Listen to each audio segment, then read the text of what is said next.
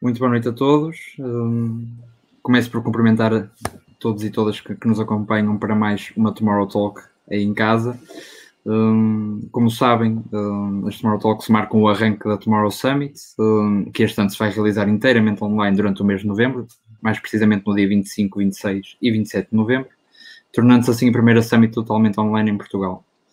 Na edição de 2020, a Tomorrow Summit irá abordar os 10 desafios da década e o papel do humano e da máquina no planeta. Sem mais demoras, passo a apresentar o nosso convidado de hoje, que nos vem falar um bocadinho sobre este projeto europeu que é o Mercado Único Digital. Começo então por cumprimentar o engenheiro José Manuel Fernandes, a quem passo desde já a apresentar, apesar de o seu currículo já dispensar apresentações. É deputado ao Parlamento Europeu desde 2009, é licenciado em Engenharia de Sistemas e Informática pela Faculdade de Engenharia da Universidade do Minho. Exerceu também funções de Presidente da Câmara Municipal de Vila Verde entre 1997 e 2009. Em 2015 assume a função de relator e de negociador do Parlamento Europeu no Orçamento da União Europeia para 2016 e foi nomeado relator pela Comissão dos Orçamentos do Parlamento Europeu para o Fundo Europeu para Investimentos Estratégicos, também conhecido como o Plano Juncker. José Manuel Fernandes é autor dos livros Sem Fronteiras, Programas Disponíveis para Jovens e Fundos Europeus 2014-2020, Manual do Autarca, assim como das edições 2011, 2012, 2013, 2014 e 2015 da publicação Pela Nossa Terra, Agenda para o Minho e da publicação Pela Nossa Terra, Traz os Montes 2015. E, portanto, mais uma vez agradeço a sua presença aqui hoje. Não sei se quer dizer... Boa noite, é um prazer e agradeço o convite para aqui estar neste formato a conversar. A prova de que o digital é importante e também ainda mais importante em tempos estranhos como este que vivemos, que não substitui, no entanto, o contacto físico, o abraço, a necessidade de muitas vezes nós, latinos e portugueses, de nos tocarmos e de nos sentirmos. Os parabéns à Federação Académica de Porto por estes eventos, por estes talks, por estes objetivos, pelos desafios que nós enfrentamos à escala global e que, no fundo, vocês discutem e transformam nos 10 desafios da década na área, sobretudo, do digital. Precisamente. Passando então, sem mais demoras, para o tema que nos trouxe aqui hoje, fazendo também uma breve contextualização disto que é o mercado único digital. Muitos de nós, se calhar, já ouvimos este termo, mas nem todos estamos dentro do que é este conceito, e para isso também o temos aqui hoje para nos explicar um bocadinho melhor. Mas fazendo uma breve contextualização, creio que o mercado único digital passa também por uma estratégia da própria União que pretende assegurar que a economia, a indústria e a própria sociedade europeia tire pleno proveito da nova era digital. E creio que esta estratégia também é parte integrante deste projeto europeu para a Europa digital. Assim sendo, se calhar passando aqui já para uma primeira questão que nos permita dar o pontapé de saída, colocava-lhe esta primeira questão de, sendo o mercado único digital uma das atuais prioridades da Comissão Europeia, seja para suprimir entraves, seja para melhorar e aproveitar as oportunidades online, acredita que esta prioridade é perceptível por parte da sociedade, ou seja, a sociedade tem percebido que este projeto está a crescer e que pretende criar melhores condições para a própria União dentro do que é esta transição digital? Qual é a sua percepção? A União Europeia, nem sempre nós tomamos consciência das suas mais-valias. Eu costumo dizer que nós nem sempre temos consciência que a 28, ainda com o Reino Unido, somos a maior economia do planeta, temos menos de 7% da população mundial, mas depois temos 50% dos direitos sociais do planeta. E também somos o maior doador mundial. Depois temos valores, a democracia, a liberdade, o respeito pela dignidade humana, O nosso modelo social, como eu acabei de referir, a liberdade de imprensa, todos estes valores também devem fazer parte e fazem parte daquilo que são os nossos objetivos. A partilha, nós vivemos uma série de desafios, um deles é a globalização. Nem sempre tomamos bem consciência deste desafio. Desafios como o aumento da população, alterações climáticas, o desafio da demografia, também no que diz respeito à União Europeia, onde é brutal o envelhecimento da população.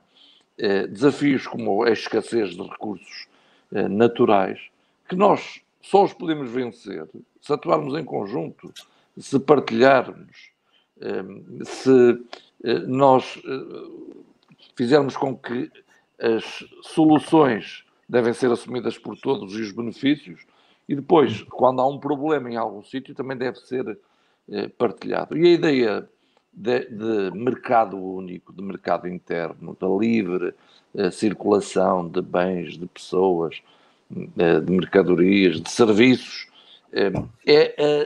também está ligada a este mundo que nós pretendemos, que é um mundo aberto. Eu defendo este mundo sem barreiras, sem fronteiras, e, portanto, também está ligado, no fundo, aos valores que eu referia. E num momento em que se vê muito egoísmo, muito nacionalismo, é essencial mostrarmos, não só que os desafios só podem ser vencidos se atuarmos coletivamente e se partilharmos. Nós só vencemos o terrorismo se, no mínimo, houver partilha de informação entre as polícias. Só conseguimos combater a fraude, evasão e elisão fiscal se houver alguma harmonização e também uma ação conjunta. As alterações climáticas são por demais evidentes que só as vencemos se atuarmos também em conjunto. Se formos para esta pandemia, o que faltou foi uma ação conjunta e o que falta ainda é que se juntem todos os investigadores para uma vacina e que depois haja a possibilidade de termos medicamentos. E, portanto, este mundo livre, aberto, pelo menos neste espaço da União Europeia, deve ser reforçado e devemos eliminar as barreiras. E o mercado único, ou o mercado interno, tem enormes benefícios para todos. Nem sempre, como eu disse, são visíveis. Eu dou um exemplo, o roaming. Nós já não nos lembrávamos que pagávamos roaming, agora que não existe, já não percebemos o benefício, só percebemos a importância da eliminação das fronteiras, quando a fronteira novamente é colocada e reaberta, e aí percebemos que é necessário harmonização, é necessário depois também que não exista que estes entraves para a livre circulação, agora também na questão dos produtos, e vamos ao mercado interno digital. Todos temos a ganhar com um mercado que já representa, mesmo assim, cerca de 500 mil milhões de euros, mas temos muito a evoluir nesse domínio. As pequenas e médias empresas, só 14%, é que utilizam este mercado único digital, o comércio eletrónico, mas depois também até em termos da administração pública, nós precisamos que exista também aí o digital. Agora, se cada país tiver o seu regulamentozinho, se não houver interoperabilidade de dados, se não houver a possibilidade, se cada um tiver a sua legislação, é impossível tirarmos partido deste mercado interno, onde Portugal tem muito a ganhar, até pela sua periferia, e, portanto, onde há desafios que têm de ser, mais este desafio e é objetivos,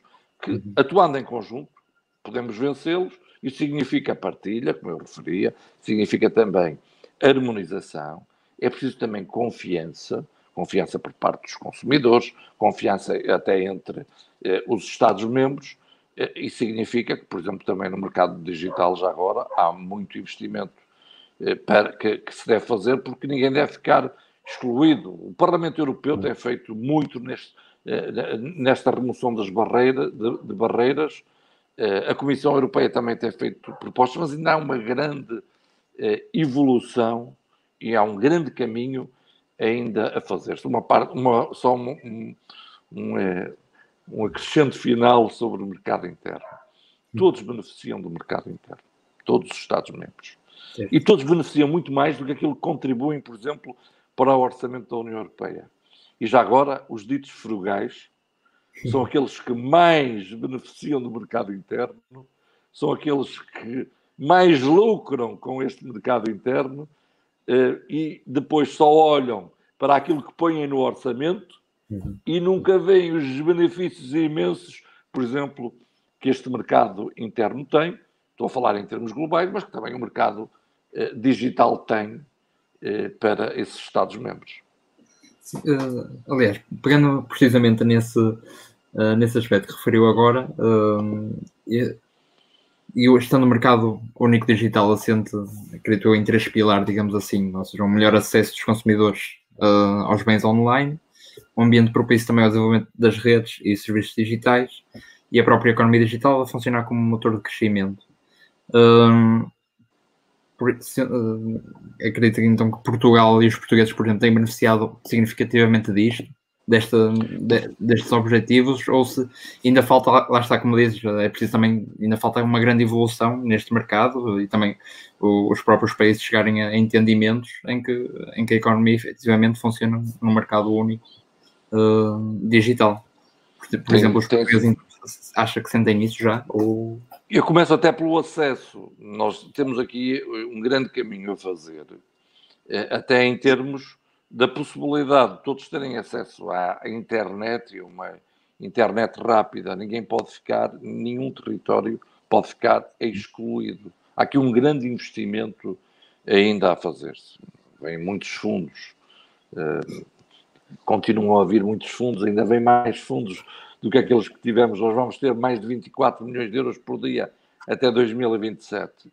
Muitos destes recursos devem ser usados, por exemplo, para nós termos internet rápida, para depois, em termos coletivos, também avançarmos para o 5G, para nenhum território deve ficar excluído, e com a pandemia também se verificou que há zonas que ainda nem têm acesso à internet, e hoje o acesso à internet, a uma internet rápida, é um fator de inclusão. Depois também há a questão das competências. E temos um grande trabalho também a fazer aí, ao nível das competências digitais, para que também ninguém fique excluído. Portanto, sempre com o objetivo da pessoa, em que ela deve estar apetrechada e depois tem o direito também, independentemente do sítio onde viva, de ter acesso. Portanto, depois disto, é evidente que há um trabalho que se tem de fazer. Eu há bocado falava da confiança. Eu sou um grande defensor sempre das pequenas e médias empresas. As pequenas e médias empresas, só 14% é que tiveram uma experiência de vendas em termos do comércio eletrónico. Há aqui um enorme potencial. Nós às vezes só olhamos para o nosso mercado. Hoje o nosso mercado não são estes 10 milhões, são no mínimo estes 500 milhões. E com regras onde, para haver confiança, tem que haver regras, tem que haver segurança. A questão da segurança é essencial. A cibersegurança é também um elemento importantíssimo. A União Europeia também tem feito muito, por exemplo, na proteção dos direitos de autor, na proteção do consumidor. Lá está, mais uma vez, a confiança. Ainda há muito a fazer, porque há pouca regulamentação, por exemplo, para aquilo que são as compras digitais. Se comprar um livro digital e ele não corresponder àquilo que comprou, vai ter dificuldade. Pois há muito a fazer até em termos da própria entrega da encomenda, o tempo que muitas vezes ela demora, um trabalho aí a realizar. Portanto, tudo isto é um processo que tem e um caminho que tem um enorme potencial de crescimento. E um crescimento que também tem que significar, para além da convergência, de aumentarmos a nossa riqueza, também tem que estar associado, como eu insisto sempre, à coesão territorial. Nós não podemos ter um país onde uns tenham acesso à internet rápida, outros não têm acesso à internet rápida. Uns territórios que fizerem compras online têm uma entrega rápida, outros territórios que estão em zonas mais rurais já demora mais tempo. Não, nós devemos tratar depois o território de uma forma igual, uma forma inclusiva. Agora, com o mercado interno digital, nós podemos ter mais competitividade, mais produtividade, mais eficiência. Não podemos esquecer que também temos de ter e acompanhar tudo isto com coesão territorial e com inclusão, algo que é, e palavras que não podem ser exclusivas, têm de ser complementares. É fácil de se perceber se cada Estado-membro tiver a sua legislação, é impossível de existir no fundo, esta liberdade também de circulação e em termos digitais. E depois, se quisermos proteger os nossos dados, que é algo que é extremamente importante, também não faz sentido que seja cada Estado-membro a fazer a sua legislação. Para armazenar os dados também não faz sentido que seja cada Estado-membro. Depois também é necessário a portabilidade dos dados. Também é importante que depois haja, neste mercado único digital, uma união digital. Aliás, eu sou um defensor de várias uniões. Por exemplo, a união da energia também é essencial para Portugal. Agora anda-se a falar do hidrogênio para não se perder a energia eólica. Se a energia eólica pudesse entrar em Espanha e, portanto, que existisse esta interconexão e depois pudesse passar para a França, esta interconectividade era essencial. Mas também precisamos desta interconectividade digital e desta ligação em rede em termos da União Europeia. Temos muito para crescer em termos de eficiência, há muito emprego que se pode criar, mas para tudo isto, conforme eu também disse, nunca esquecer que as skills, as competências, são também essenciais e, em termos das TIC, há muita necessidade. Na União Europeia é preciso mais de 1 milhão de pessoas com essas competências que neste momento não existem, e há aí um trabalho que cada um também tem de fazer. Mas por isso no início falei que em conjunto, e se atuarmos de forma harmoniosa e com este modelo europeu também, que é o de direito à privacidade, com a proteção dos dados, que é essencial, nós conseguiremos e temos muito espaço de crescimento no que diz respeito ao mercado digital, e Portugal tem muito a beneficiar, até em termos, por exemplo, de produtos locais. Nós não podemos ter medo desta globalização. Nós temos que tirar partido até desta globalização. A União Europeia tem um lema que eu adoro, que é unidos na diversidade. Cada zona, mesmo dentro de um Estado-membro, há grandes diversidades. Isso é riqueza. E o mercado único digital também pode, até em termos daquilo que são os produtos locais, as nossas raízes, podem eles próprios serem universalizados sem perderem a sua identidade, e a globalização aí até pode reforçar essa raiz, esse local, esses produtos que são únicos e que também temos de tirar partido deles, e o mercado único digital também deverá ter esse objetivo. Claro, sem dúvida. Agora surgiu-me também esta questão, a sua percepção em termos de as diferentes legislações nacionais dos diferentes Estados-membros. Efetivamente tem sido então é um desafio, sem dúvida, mas está a impedir que este mercado tenha esse grande crescimento de implementação, ou as coisas entre os diferentes países têm sido fáceis de se adaptar? São os bloqueios que existem, são os obstáculos que existem que devem ser removidos. Aqueles que acham que há uma soberania nacional em que cada um tem que ter o seu regulamento. Eu sou um defensor de uma soberania europeia, que é a única forma de nós podermos defender até os nossos valores, se olharmos para as lições que devíamos tirar, por exemplo, da pandemia. É aceitável que a União Europeia tivesse quase entrado em ruptura de estoques de medicamentos, porque eles são produzidos na Índia e nós temos capacidade de produção e não o fizemos. Portanto, não vamos por cada país a produzir medicamentos, mas devíamos ter uma estratégia europeia para a produção de medicamentos.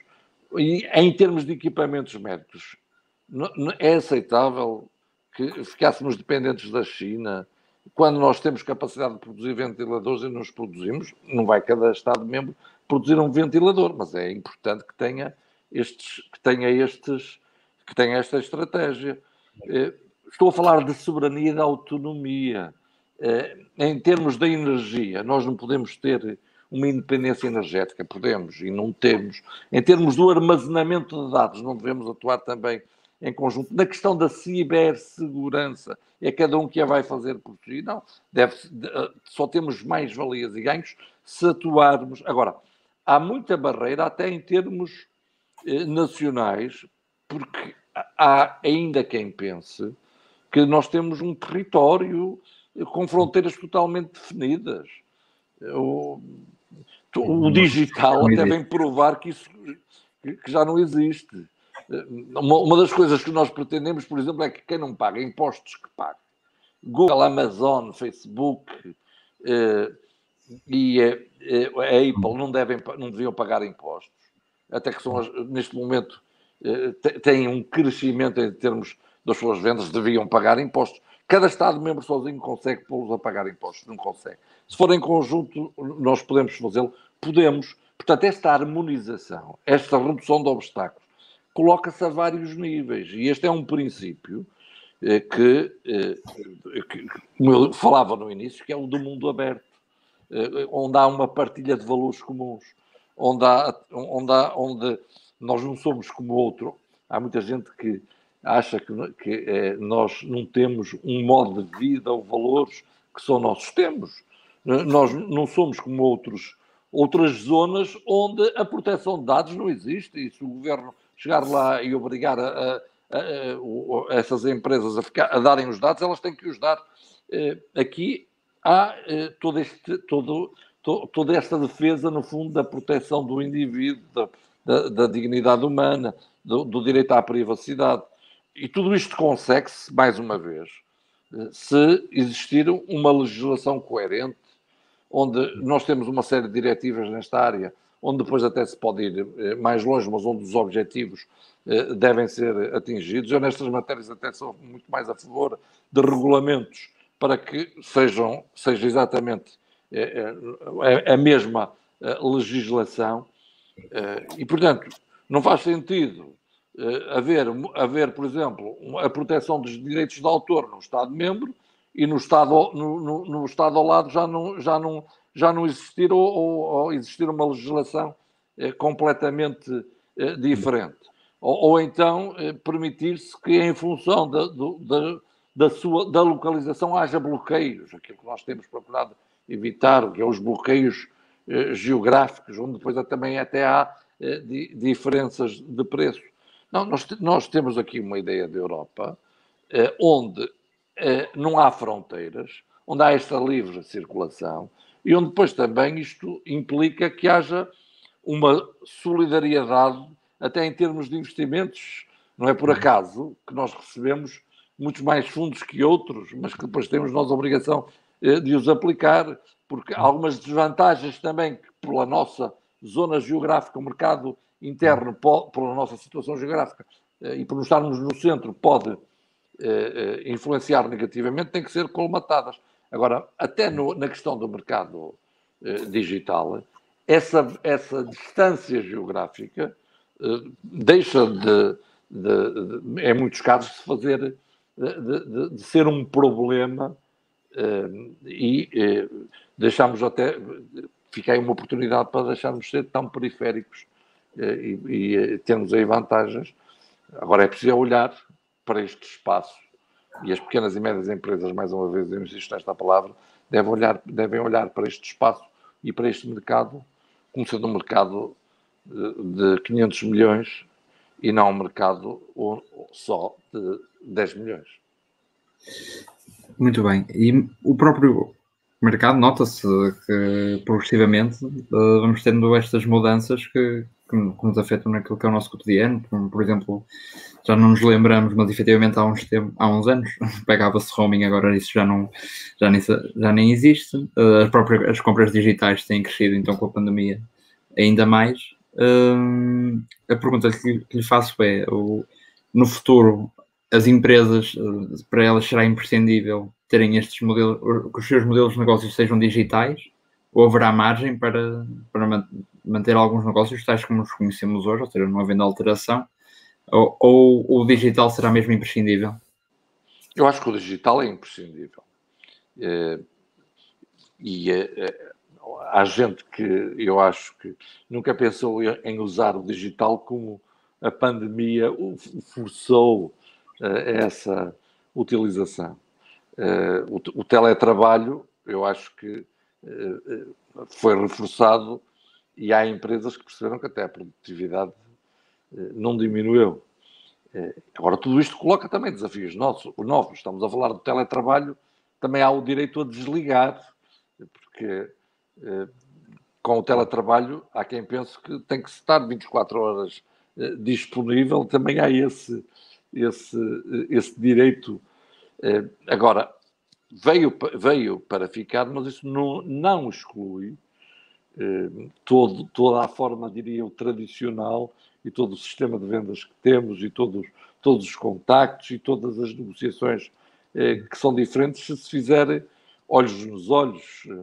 Eu tenho estado com videoconferências de manhã à noite, mas quando se está numa reunião de negociação, nos trílogos, onde está a comissão de um lado, o conselho, nós do outro, para negociar um regulamento, um orçamento, não há nada como estar fisicamente presente. Agora, temos de tirar partido do digital e do seu potencial, porque também significa eficiência, significa também a possibilidade de, com o digital, sermos mais amigos do ambiente, de ajudarmos em simultâneo a combater as alterações climáticas, a seguir o pacto ecológico, o objetivo do Green Deal.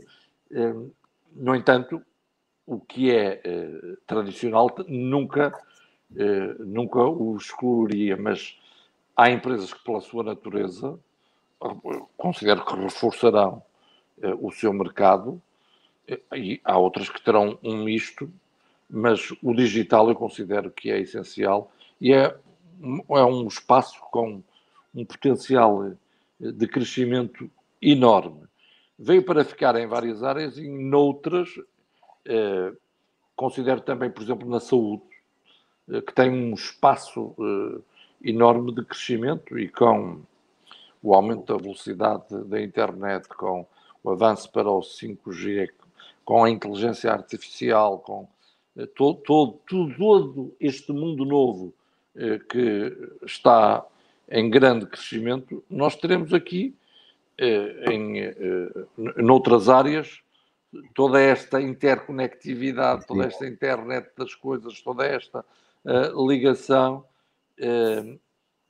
e o que significa também oportunidades.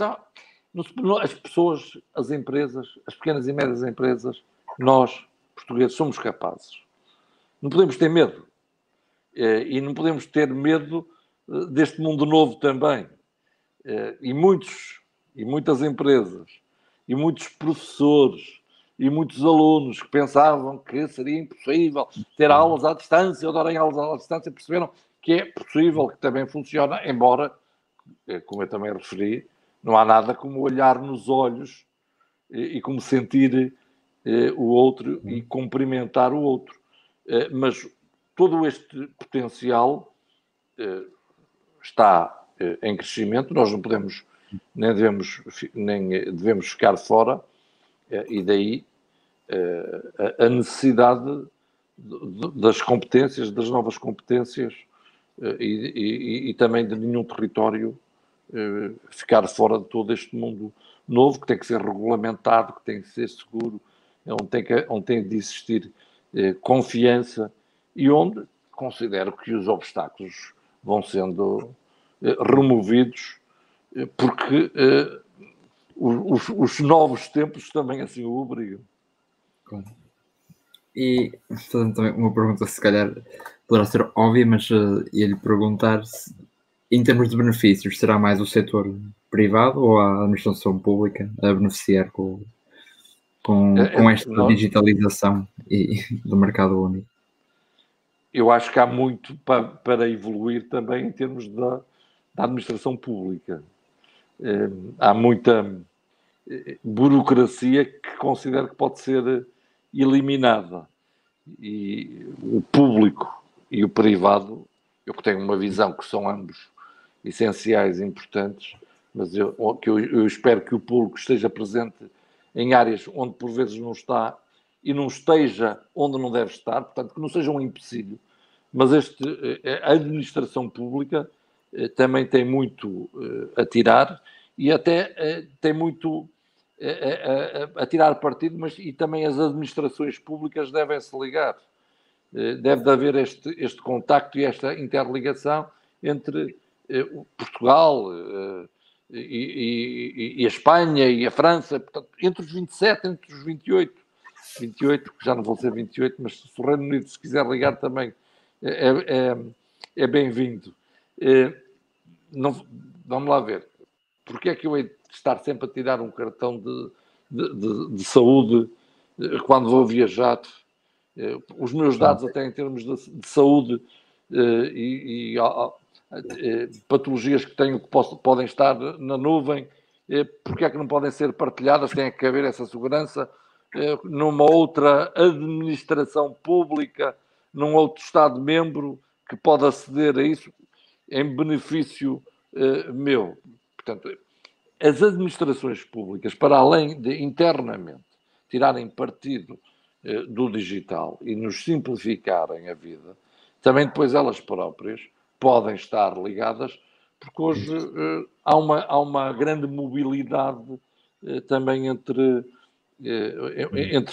as pessoas entre os Estados-membros, e essa conectividade também era essencial e não me parece nada difícil. Vai mais uma vez obrigar a que aqueles que acham que não se pode partilhar porque é questão da soberania nacional, vai obrigá-los também a repensar esse conceito de soberania que tem. E poderá até provocar uma própria homogeneização da administração pública, digamos assim, ou seja, nos diferentes Estados-membros, ou a formação. Eu diria harmonização, compatibilização, porque não se pretende que seja tudo igual. Há muitas pessoas que pensam, quando se fala de regulamentos, isto é tudo igual. Eu há bocado falei em unidos na diversidade. Mesmo dentro. Claro. O problema muitas vezes, até em Portugal, é o pensamento único. É pensar-se que o que funciona em Lisboa, na grande área metropolitana, há de funcionar em todo o resto do país. Não, o país não é todo igual. E depois o que funciona mesmo no Norte, o que funciona no Porto, o que faz sentido para o Porto, não quer dizer que faça sentido para Trás-os-Montes ou para outro território qualquer. Portanto, esta diversidade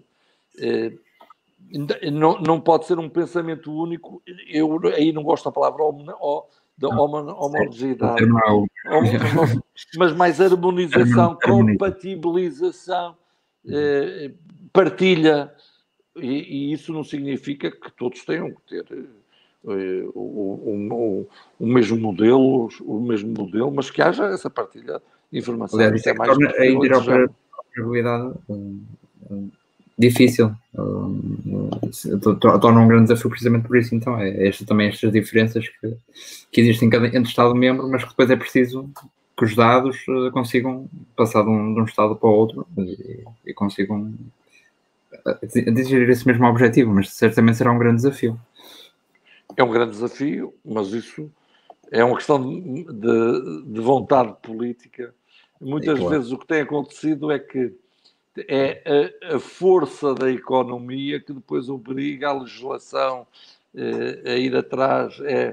A mudança primeiro existe na realidade e depois tem que vir a legislação.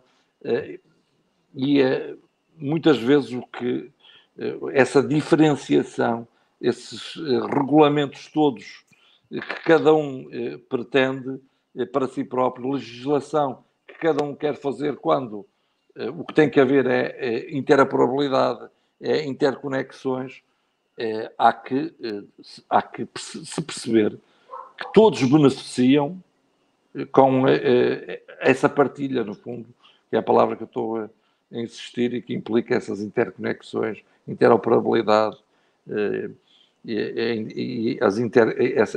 esse relacionamento onde todos ganham e todos lucram. Vou colocar agora noutra linha. Recentemente também assistimos à criação, por exemplo, por parte da China, de uma criptomoeda. A União Europeia também caminhará para isso, eventualmente? Acredita nisso? Ou que é uma questão de tempo? Ou nem por isso? Mas eu acredito, agora eu tenho uma grande dificuldade naquilo que é o digital, com a ausência de identificação. Com as criptomoedas, os bitcoins, com moedas que no fundo não se sabe a quem pertence, que são utilizadas para o crime, para o branqueamento de capitais. Pergunto por causa desta transparência que a União Europeia também sempre advoga. Não, mas nós temos que atuar aí. Mas aí se você for à internet, há quantos milhares de perfis falsos, o que eu considero inaceitável, porque é algo onde temos que avançar para essa identificação. Eu não gosto de offshores. Agora, existir moedas que não sabem de quem são, há aí um trabalho também a fazer-se. Não há legislação. É mais uma vez, no fundo, a realidade a obrigar a que se legisle de acordo com estes princípios da transparência, do combate ao terrorismo, do combate à fraude, evasão e elisão fiscal. Agora, nós temos a nossa moeda euro. Eu acho que um dia desses não vamos ter nem papel, nem moeda nenhuma. E portanto, será tudo aí virtual, mas tudo aquilo que for sem identificação no digital é de combater. Aliás, tudo aquilo que... uma falta de confiança muitas vezes dos utilizadores tem a ver com esse anonimato, com a fraude que muitas vezes existe, e daí a importância também das pessoas se prepararem para a sua própria proteção de dados, o roubo de identidade que há no mundo digital, e há aí um grande trabalho também a fazer-se. A segurança aí é essencial, e tudo aquilo que se fizer para se dar segurança é essencial, e daí também eu sou contra os anonimatos e a ausência de identidade em todo o lado e também na internet e no mundo digital. E essa é uma das razões pelas quais também não gosto, como lhe dizia, de offshores, que sendo legais dão aso a todo o tipo de situações menos claras e que depois pagamos todos, não é? Pagam os contribuintes. E em termos de benefícios, também acho que já fomos percebendo isso ao longo também desta conversa. Os benefícios não serão apenas meramente económicos ou financeiros. Que outros grandes benefícios é que vê com esta instituição deste mercado único, digital? um benefício em termos da eficiência, no fundo a partilha também de meios. Quando falamos da computação em nuvem, quando falamos de todo o mundo digital, há desde logo benefícios que são aí resultantes da partilha. Ora, o mercado único digital, para além dos benefícios económicos, tem também um benefício ambiental. E o mundo digital permite ajudar a que o objetivo do combate, por exemplo, às alterações climáticas, seja conseguido. Agora, tudo isto tem que ser posto ao serviço da pessoa. E isto também tem de significar, eu insisto muito sempre, tem de significar também inclusão. Inclusão da pessoa, inclusão do território. Vamos lá ver. Portugal tem em 5% do território, grande área metropolitana de Lisboa e grande área metropolitana de Porto, tem 40% da população, 50% do PIB. Isto não é um país equilibrado. É muito fácil, nas zonas de grande concentração, dar-lhes acesso a tudo, a internet rápida, e depois nos outros sítios mais remotos, não chegarem lá as encomendas, não terem internet porque ser menos pessoas fica mais caro. Portanto, esses depois são os perigos também do mundo digital e não só do mundo digital. Mas eu quero que o mundo digital e o mercado interno digital ajude também a esta coesão territorial, porque com o teletrabalho, por exemplo, ficou bem demonstrado que pode-se estar desde que tenha a internet rápida, pode estar em qualquer parte do país, como se estivesse na zona, na capital e perto até da própria empresa. Também em termos do mercado interno digital, as pequenas e médias empresas podem se vocacionar mais para a exportação e, independentemente da sua localização, também elas deverão ter a possibilidade de enviarem os seus produtos, de fazerem as suas exportações. Nesta área também é essencial a investigação, a inovação, o empreendedorismo, as startups. Há quem não goste da palavra empreendedorismo por causa por questões ideológicas, porque nem todos podem ser empreendedores. Mas eu sou insuspeito, até porque já falei aqui várias vezes na palavra inclusão. Mas este mercado interno digital também significa essa criatividade, significa inovação.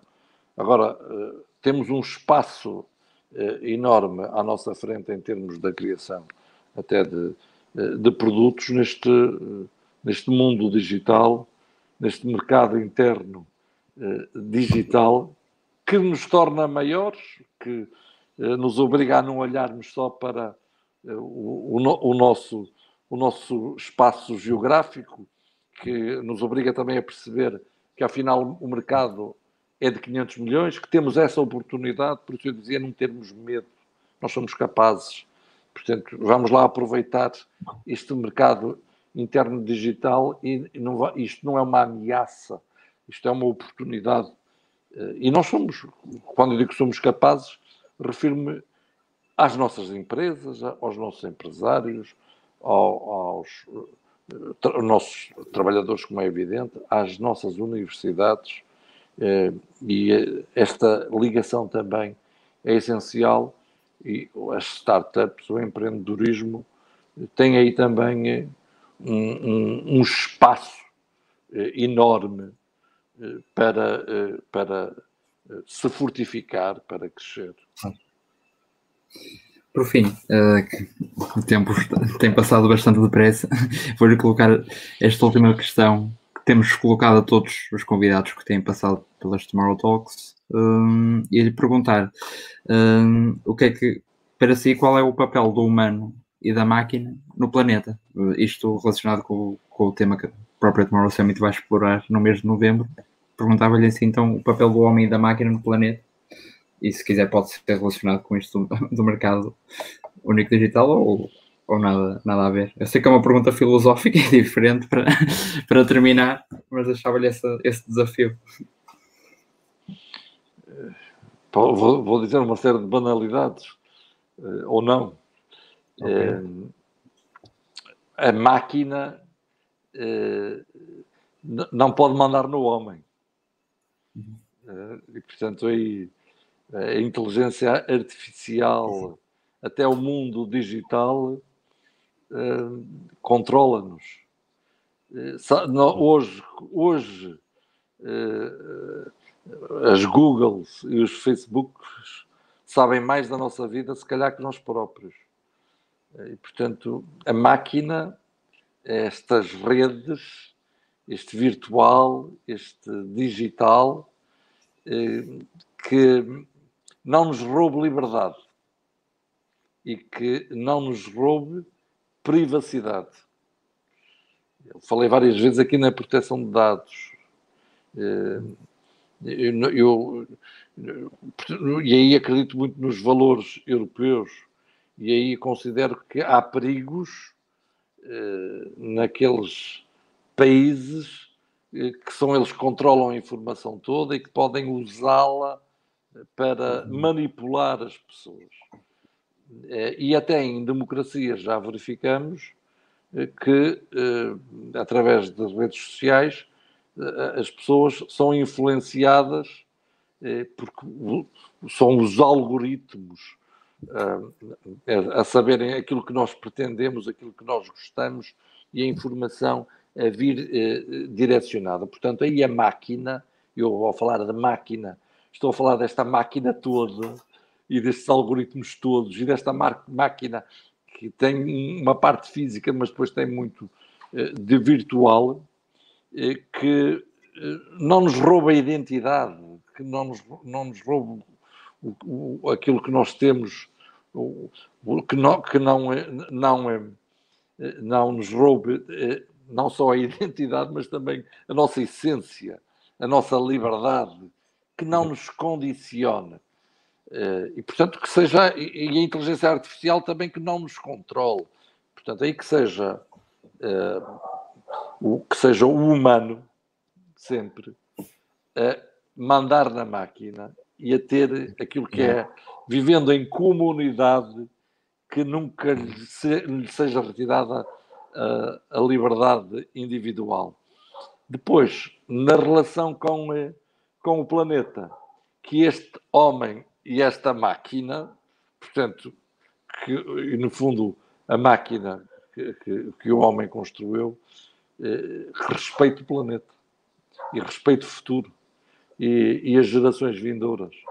E por isso eu sou um defensor daquilo que nós temos essa obrigação. O combate às alterações climáticas é uma obrigação nossa. Nós defendermos a economia circular é uma obrigação nossa. O digital também ajuda neste objetivo. A biodiversidade é um elemento essencial.